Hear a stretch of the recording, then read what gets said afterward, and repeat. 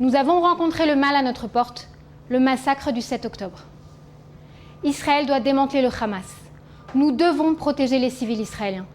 Notre mission est maintenant de nous assurer que nous déracinons tout signe du Hamas afin de préserver notre population civile.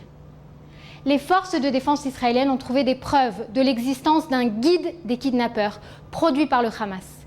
Ce guide expliquait avec des détails macabres comment les terroristes du Hamas devaient capturer et rassembler les civils kidnappés, notamment en leur indiquant d'utiliser des grenades de choc, l'électrocution, la violence et les tirs pour provoquer le chaos et terrifier ceux qu'ils enlevaient.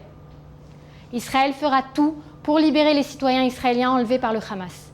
Le Hamas a commis des crimes de guerre en enlevant des civils et nous le tenons pleinement responsable du bien-être de notre peuple. Israël est en guerre contre le Hamas, pas contre le peuple palestinien. Comme le Premier ministre Benyamin Netanyahou l'a dit à plusieurs reprises, nous sommes déterminés à démanteler le Hamas.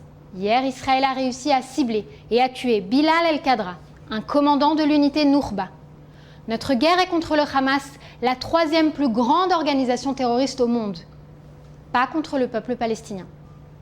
Nous ne pouvons pas laisser un tel mal meurtrier à notre porte, et aucun autre pays au monde ne le ferait non plus.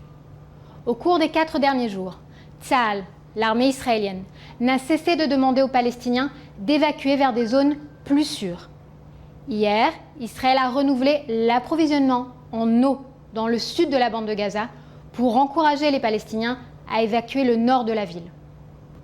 Nous avons des preuves selon lesquelles le Hamas a activement empêché les civils d'évacuer en dressant des barrages routiers et même en les menaçant, y compris en leur tirant dessus.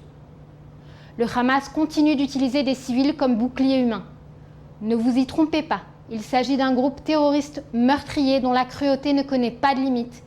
De la cruauté non seulement à l'égard des Israéliens, mais aussi des Palestiniens, ainsi que des citoyens de plus de 40 pays qui ont été assassinés ou enlevés par le Hamas. Nous appelons la communauté internationale à nous aider à protéger les civils de Gaza en les exhortant de la même manière à se déplacer temporairement vers les zones désignées comme plus sûres. Aucune vie innocente ne doit être sacrifiée en raison de la cruauté du Hamas. Nous remercions le président Biden et l'ensemble de l'administration américaine pour leur soutien sans précédent. Hier, le Premier ministre a invité le président Biden à se rendre en Israël. Nous sommes reconnaissants au président pour son soutien sans équivoque et inébranlable.